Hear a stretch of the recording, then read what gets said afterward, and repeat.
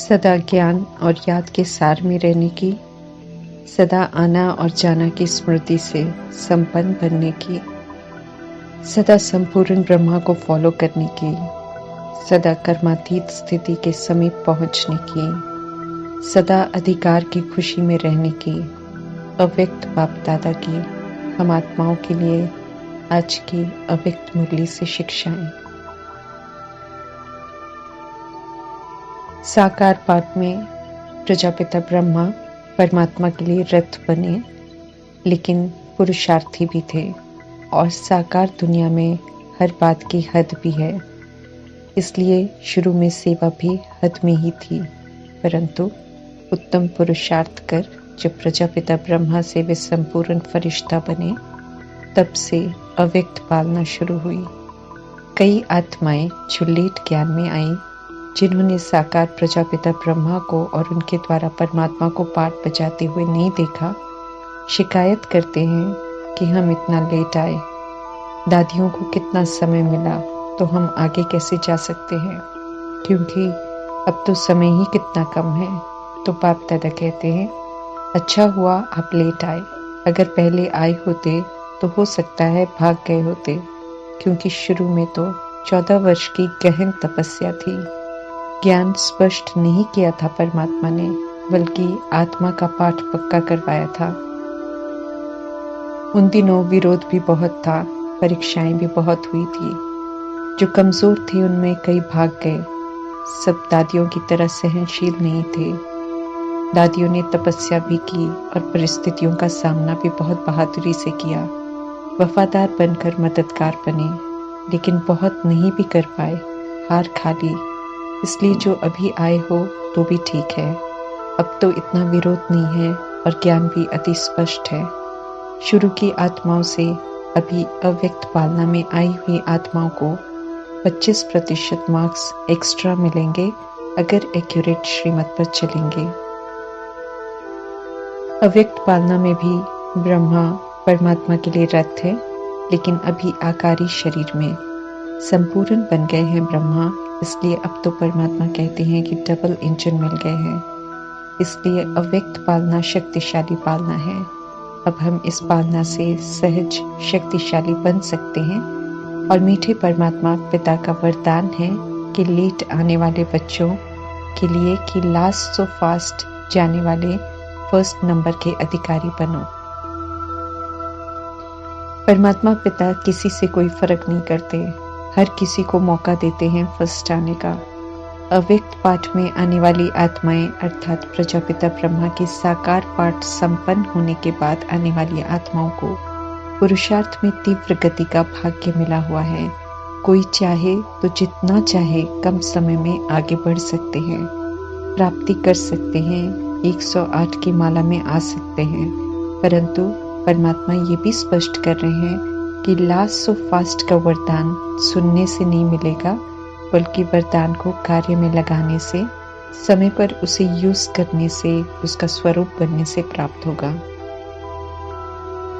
रोज मुरली द्वारा ज्ञान, स्वमान, गुण, शक्तियां, वरदान मिल रहे हैं, ताकि कर्म क्षेत्र में संबंध संपर्क में जहां ऑपोजिशन है, जहां अशांति है, दुख है, विकार है, वहां जाकर परमात्मा से मिल रहे खजानों को यूज करें। शांत रहें, संतुष्ट रहें, खुश रहें, शक्तिशाली रहें। रावण रूपी विकारों को यूज नहीं करें। सकारात्मक, शुभ, शक्तिशाली रहकर सोचे, बोले, कर्म करें। सबको सुख दें, खुशियां दें। माना ज्ञान वरदान को प्रयोग में लाना और फास्ट जाकर फर्स्ट नंबर का अधिकारी बनना।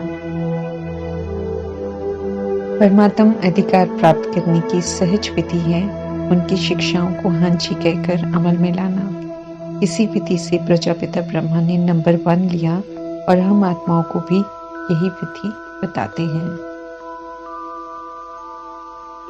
स्वमान की सीट अर्थात परमात्मा रोज आत्मा के स्वमान के ऊंचे टाइटल देते हैं और देह अभिमान से मुक्त होने को कहते हैं। स्वमान ऊंची स्मृतियां हैं, जिसमें स्थित हो जाएं तो किसी भी तरह के लगाव, दबाव और प्रभाव में नहीं आएंगे। स्वमान आत्मिक स्मृति है जो जब आ जाए तो दूसरी आत्माओं को भी स्वमान में देखेंगे, संतुष्ट रहेंगे, आदर सम्मान से देखते हुए व्यवहार करेंगे तो स्वतः ही उन्हें सभी से मान मिलेगा। आज सब सच्चे स्नेह और मान की चाह रखते हैं और जब स्वमान की सीट पर स्थित होने वाली आत्माओं से उन्हें श्रेष्ठ वाइब्रेशन और मान मिलता है तो रिटर्न में स्वमान में रहने वाली आत्मा को भी मान मिलता है। दाता परमात्मा समझाते हैं कि स्वमान की सीट पर सदा ही सेट रहो, अर्थात स्वमान से कभी भी विस्मृत नहीं होना और स्वमान के प्रमाण कर्म में आओ। जो गुप्त वेश में आए हुए परमात्मा को पहचान जाते हैं, शूद्र अपवित्र जीवन को छोड़कर पवित्रता की प्रतिज्ञा कर श्रीमत प्रमाण चलने को तैयार हो जाते हैं, वे ब्राह्मण कहलाते हैं और परमात्मा की मुरली और परमात्म मिलन के इच्छुक और दीवाने होते हैं। परमात्मा की ज्ञान मुरली और परमात्म मिलन न्यारा है क्योंकि न ज्ञान मुरली सुनाने वाले परमात्मा दिखाई देते हैं तो न मुरली सुनने वाली हम आत्माएं दिखाई देती हैं, लेकिन प्यार की संपूर्ण अनुभूति होती है, इसलिए प्यारा भी है। दुनिया अनजान है, इसलिए परमात्मा मिलन की प्यासी है, इंतजार में है कि परमात्मा मिलेंगे और ब्राह्मण आत्माएं गुप्त रूप में श्रेष्ठ भाग्य प्राप्त कर रहे हैं, परमात्मा से मिलन मना रहे हैं। दिव्य परमात्मा को जानने के लिए, देखने के लिए दिव्य बुद्धि चाहिए, दिव्य दृष्टि चाहिए जो परमात्मा से मिलती है जब हम उनके बनते हैं। परमात्मा उन्हें ये दिव्य बुद्धि, दिव्य दृष्टि देते हैं जो ब्राह्मण बनते हैं और उनसे प्रीत रखते हैं। जितनी प्रीत बढ़ती जाती है उतनी दिव्य बुद्धि, दिव्य दृष्टि स्पष्ट होती जाती है। दुनिया प्यासी हो, हम वर्षे के अधिकारी बन जाते हैं। इस अधिकार में अपनापन है। मधुबन सबके लिए बराबर का घर है। हर कोई जो वहां जाता है उसे वो अपना घर अनुभव होता है। परमात्मा स्पष्ट कर रहे हैं कि ईश्वरीय पढ़ाई का सार 2 शब्द है, आना और जाना। जब तक संगम युग के पाठ में है, हमें कर्मयोगी होकर रहना है। कर्मयोगी का अर्थ स्पष्ट करते हुए परमात्मा समझा रहे हैं कि मैं अशरीरी आत्मा शरीर के बंधन से न्यारी हूँ। कर्म करने के लिए कर्म में आती हूँ और कर्म समाप्त कर कर्म संबंध से न्यारी हो जाती हूँ। संबंध में रहते हैं लेकिन हम बंधन में नहीं रहते। हमें कर्म के लिए आना है और फिर न्यारा हो जाना है। परमात्मा सिखाते हैं कि कैसे मालिक बनकर कर्मेंद्रियों को अधीन कर अधिकार से कर्म करना है। अब कर्म के बंधन वश हो हमें कोई भी कर्म नहीं करना है, तब कर्मयोगी बनेंगे। हमें इंद्रियों के कर्म के वशीभूत नहीं होना है जैसा कि हम पहले हुआ करते थे। किसी के वश अगर होते हैं तो आत्मा मजबूर हो जाती है, लेकिन मालिक बनने वाली आत्मा स्वमान में मजबूत हो जाती है। जब जब किसी कर्मेंद्रियों के वश हो जाते हैं तो धोखा खाते हैं, फिर दुखी भी जरूर होते हैं। न चाहते हुए भी कभी आंखों से कभी मुख से धोखा खाना, अर्थात श्रीमत के विपरीत कुछ देख लेना, कुछ बोलना या कुछ खा लेना, फिर बाद में पछताना, क्योंकि दुख अनुभव होता है जब हम श्रीमत के विपरीत चलते हैं। इसे कहते हैं वशीभूत होना। ऐसे वशीभूत होने से बचने के लिए परमात्मा ने हम आत्माओं को स्वदर्शन की नॉलेज दी है। ये स्वदर्शन चक्र की नॉलेज सदा स्मृति में रहे तो हम अनेक चक्रों से छूट सकते हैं, औरों को भी छुड़ा सकते हैं। अज्ञानता में मनुष्य जब दुखी होता है तो अनेक प्रकार के दुखों के चक्कर से बचने के लिए सोचते हैं कि इस सृष्टि के चक्र से ही निकल जाएं, जो कि मुमकिन नहीं है, क्योंकि दुख खत्म होते ही पिछला सब कुछ भूलकर आत्मा पुनः चक्कर में आकर चक्रव्यूह में फंस जाती है। परमात्मा सृष्टि चक्र के अंदर पाठ बजाते हुए अनेक दुख के चक्रों से मुक्त हो जीवन मुक्त स्थिति को कैसे प्राप्त कर सकते हैं उसकी विधि बताते हैं। जीवन भी हो, मुक्ति भी हो, इसी विधि से सतयुग त्रेता युग चलता है। जीवन मुक्ति का जन्म सिद्ध अधिकार अभी संगम युग में हम आत्माओं को परमात्मा से मिलता है। परमात्मा ऐसा स्वदर्शन चक्रधारी बना देते हैं कि दुख धाम में रहते हुए दुख के चक्रों से मुक्त रहने वाले और मुक्त करने वाले बन जाते हैं। वशीभूत होने वाले नहीं, बल्कि अधिकारीपन, मालिकपन, सर्व कर्मेंद्रियों से कर्म करने वाले बन जाते हैं। धोखा खाने वाले नहीं, बल्कि औरों को भी धोखे से छुड़ाने वाला बना दिया है परमात्मा ने हम आत्माओं को। हमें कर्म में आना है, कर्म कॉन्शियस नहीं होना है। इसलिए कर्म कर हमें फिर से न्यारा हो जाना है। याद का अभ्यास ही है आना, अर्थात कर्म में आना, फिर डिटैच होकर अंतर्मुक्ता में चले जाना।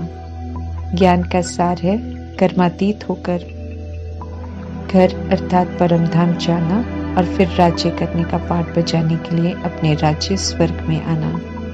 ड्रामा से जाना और फिर ड्रामा में आना ही ज्ञान और योग है। परमात्मा पूछ रहे हैं कि इस अभ्यास में दिन रात लगे हुए हो। जाने और आने का अभ्यास पक्का होगा तो घर जाने की और फिर से राज्य में आने की खुशी बनी रहेगी। परमात्मा ये स्पष्ट कर रहे हैं कि वही आत्माएं खुशी से जाएंगी जिन्हें सदा ये आने और जाने का अभ्यास होगा और जिन्हें जब चाहो अशरीरी स्थिति में स्थित होने का और जब चाहो कर्मयोगी बनने का पक्का अभ्यास होगा। इसके लिए परमात्मा कहते हैं कि स्वयं को शरीर के, कर्म के, व्यक्तियों के, वैभवों के, स्वभाव संस्कारों के बंधन से मुक्त करो। परमात्मा ये स्पष्ट कर रहे हैं कि इन बंधन में से कोई भी बंधन अगर होगा तो हमें अशरीरी अर्थात शरीर से अलग होने नहीं देगा। बंधन टाइट ड्रेस की तरह है, सेकंड में उतारना चाहें तो उतार नहीं सकते हैं। परमात्मा के फरमान पर एक सेकंड में अशरीरी होना पड़ेगा। अगर बंधन होगा तो अपनी तरफ खींचेगा। बंधन आत्मा को टाइट कर देते हैं। इसलिए परमात्मा सदैव यही पाठ पढ़ाते हैं कि निर्लिप्त अर्थात न्यारे प्यारे रहने का अभ्यास करो। और ये अभ्यास बहुत काल का चाहिए और बहुत ज़रूरी अभ्यास है। पास विद ऑनर होने के लिए परमात्मा कहते हैं ये अभ्यास अति आवश्यक है। इसलिए इस अभ्यास प्रति अटेंशन देना है, इसे डबल अंडरलाइन करना है। इस अभ्यास से ही डबल लाइट बन कर्मातीत स्थिति को प्राप्त करेंगे। जो ये स्थिति प्राप्त करेंगे वे ही डबल ताजधारी बनेंगे। डबल लाइट माना परमात्मा कहते हैं ज्ञान का प्रकाश, और ज्ञान के प्रकाश से शरीर के, कर्म के, व्यक्तियों के, वैभवों के, स्वभाव संस्कारों के बंधनों से मुक्त होते जाओ तो आत्मा हल्की होती जाएगी। परमात्मा के बने तो ब्राह्मण बने, बाप के वर्षे के अधिकारी बने, गॉडली स्टूडेंट बने, ज्ञानी तो आत्मा बने, विश्व सेवाधारी बनने का भाग्य तो पा लिया। लेकिन अब पास विद ऑनर बनने के लिए, कर्मातीत स्थिति के समीप जाने के लिए ये बहुत ज़रूरी है कि हम सब अशरीरी बनने के अभ्यास पर विशेष अटेंशन दें, जैसे कि प्रजापिता ब्रह्मा ने अपने पुरुषार्थी जीवन में किया और अपनी स्थिति प्रैक्टिकल में वैसी बनाई। कर्मातीत होने के पहले उन्होंने न्यारे और प्यारे रहने का अभ्यास का प्रत्यक्ष अनुभव कराया था। अंतिम दिन 18 जनवरी को सारे पत्रों का उत्तर दिया। दादी प्रकाश मुनि जिन्हें यज्ञ संभालने की जिम्मेवारी देनी थी, उन्हें यज्ञ की पूरी जानकारी दी, सारे डिपार्टमेंट की जानकारी दी। रात को सभी को जल्दी भोजन करने को कहा। फिर रात्रि क्लास भी ली, सभी से छुट्टी ली और क्लास प्यार से संपन्न की। किसी को अनुभव नहीं होने दिया कि थोड़ी देर बाद वे शरीर छोड़ देंगे। एकदम न्यारे प्यारे रहे, कोई बंधन नहीं, एकदम निर्लिप्त अवस्था में रहे और 10 बजे रात को शरीर छोड़ दिया। उससे कुछ महीने पहले ही सब ये अनुभव करते थे कि वे सभी की बातें सुनते हुए न्यारे, कार्य करते हुए न्यारे, बोलते हुए भी डिटैच रहने लग गए थे। किसी भी सेवा को, कर्म को अंत तक नहीं छोड़ा, न्यारे होकर अंत तक न्यारे होकर सेवा की। परमात्मा कहते हैं कि न्यारे होकर हर कर्म करके तो देखो, हर कर्म में सफलता सहज अनुभव करेंगे। न्यारेपन की स्थिति में स्थित होकर सेवा करो तो थोड़ी देर में ही सफलता हो जाएगी, ज्यादा बोलना नहीं पड़ेगा। विस्तार चाहे कितना भी हो, परमात्मा कहते हैं कि सार की स्थिति का अभ्यास कम ना हो। न्यारेपन को नहीं भूलो। उनका फरमान है कि अब रूहानी वाइब्रेशन, अशरीरीपन की स्थिति के वाइब्रेशन, न्यारे और प्यारेपन के शक्तिशाली वाइब्रेशन वायुमंडल में फैलाओ। ये साधन है जिससे सेवा तीव्र गति से हो सकती है। दूसरों की सेवा करने से पहले परमात्मा कहते हैं कि पहले खुद को इस विधि से संपन्न बनाओ, अर्थात अशरीरीपन की स्थिति बनाओ, न्यारे और प्यारेपन की शक्ति से संपन्न बनाओ, तब सेवा की सिद्धि प्राप्त करेंगे। इस अभ्यास को परमात्मा कहते हैं कि नेचुरल बनाओ, तब नेचर बदलेगी, फिर चाहे वो मनुष्यों की नेचर हो या प्रकृति की नेचर। अटेंशन का निजी संस्कार बनाओ तो परमात्मा कहते हैं कि सब सहज हो जाएगा। आत्मा का ओरिजिनल नेचर न्यारे होने का है। आत्मा न्यारी थी, आत्मा न्यारी है और फिर से न्यारी बनेगी। अटैचमेंट के कारण इस समय आत्मा बंधनी आत्मा बन जाती है, वरना तो आत्मा का ओरिजिनल नेचर शरीर से न्यारा रहने का है। शरीर छोड़ना हो तो झट से आत्मा न्यारी हो जाती है। कितना भी बड़ा परिवार रचा हुआ हो, पूछती नहीं है कि जाऊं कि नहीं। शरीर, आत्मा दोनों अलग है। द्वापर युग से अटैचमेंट की आदत पड़ गई और आत्मा बंधन में होने के कारण 63 बार शरीर लेती है। बाकी उसे अब फिर से ओरिजिनल की तरफ लौटना है, ओरिजिनल घर में जाना है, फिर ओरिजिनल आत्मा की स्मृति से सत्यों के राज्य में पाठ बजाने आना है। जब तक शरीर में है तो मिलन और सेवा की बधाइयाँ लेनी है और पास विद ऑनर होने के लिए अशरीरीपन की स्थिति का, सर्व बंधनों से मुक्त डबल लाइट कर्मातीत स्थिति को प्राप्त करने का अभ्यास पक्का करना है, जिसके प्रति परमात्मा विशेष डबल अंडरलाइन करने को कह रहे हैं। ओम शांति।